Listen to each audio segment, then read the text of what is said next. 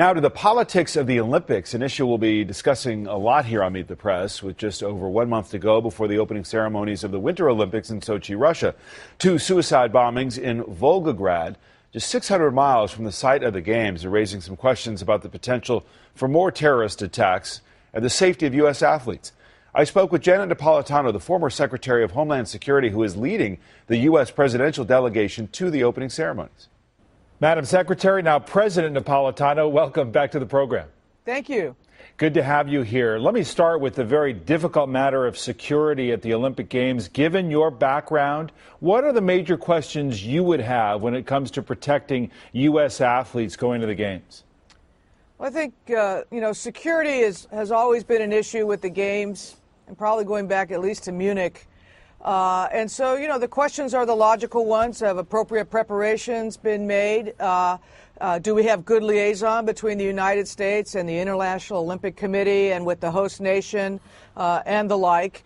And then just making sure that everyone who's attending the Games, knows to be alert, attentive to their surroundings, that sort of thing. There is not great cooperation between the United States and Russia now on a host of issues. And even the government has said that we'd like a closer look at some of the security preparations, be in closer dialogue. Should that be an area of concern? Well, I haven't been privy to that. I know the State Department, through their security division, and the FBI will have security people on the ground. And so I think we're going to have to rely on that. We look to cooperating with the IOC, with the host nation, and the other countries that are there in terms of protecting the security of the Games. Again, if you were head of Homeland Security, as you were, would you look at this recent history of attacks, look at some vulnerabilities, and conclude that this is just a probe by terrorists to potentially target the Games? I don't know that I would conclude that. I think that what you would do is just be alert to the fact, to the situation.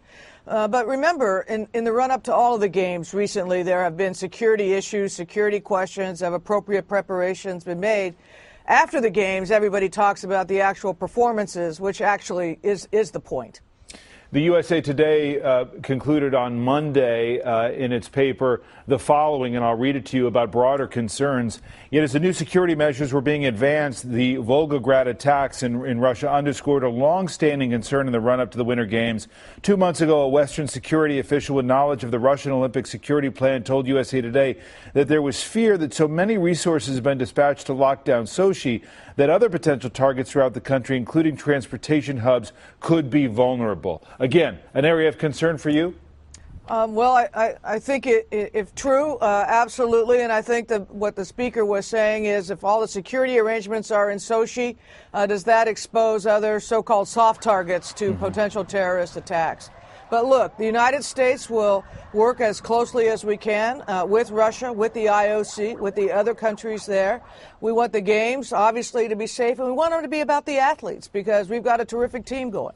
It's also, though, in part about making a statement to Russia, particularly with some of the laws they've passed against gay and lesbian athletes. You are leading the presidential delegation to the opening ceremonies. And you look at some of the others, including famous gay and lesbian athletes in America, Billie Jean King, Brian Boitano, and Caitlin Cahow as well. The message is unmistakable. You don't have the president or vice president going. What would you like President Putin to hear through all this? Well, I think what we would like to do is demonstrate that the United States is a very free and open and tolerant society. I'm going to represent my country, to support our team, and, partially to represent the University of California, which is the largest public research university in the world. And politicizing the Games in this way, does this take away from the attention on the athletes that you said is so important by making, even if it's a subtle statement, everybody gets it? Well, there have always been politics, at least in my memory. There have always been some politics surrounding the Games, particularly in the weeks in the immediate lead up.